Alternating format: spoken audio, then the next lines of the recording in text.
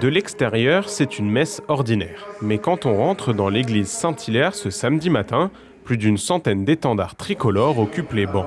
C'est la fête des drapeaux, une cérémonie d'hommage aux anciens combattants qui a lieu tous les ans en Haute-Marne.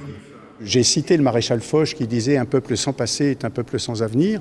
Se rappeler les conflits d'hier devrait nous donner l'envie de les éviter pour aujourd'hui et de tout mettre en œuvre pour que ça ne se reproduise pas demain. Voilà.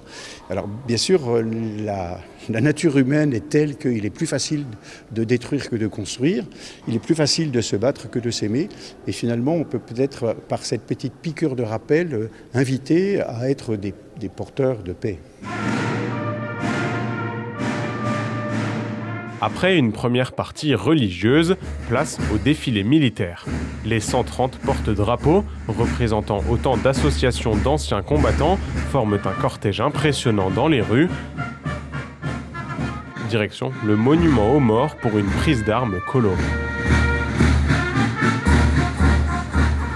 À la fête de Jeanne d'Arc.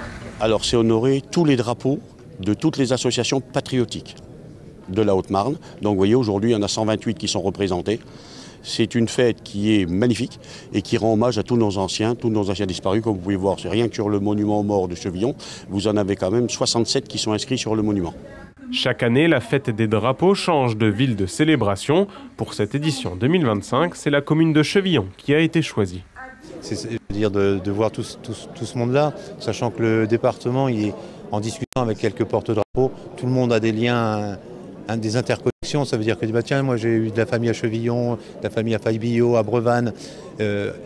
On voit une unité dans le département, donc c'est une fierté, puis un honneur pour Chevillon d'accueillir cette manifestation. S'il est une tradition haut-marnaise qui n'est pas prête de se perdre, c'est bien la fête des drapeaux. En 2026, elle devrait s'établir à Montigny-le-Roi.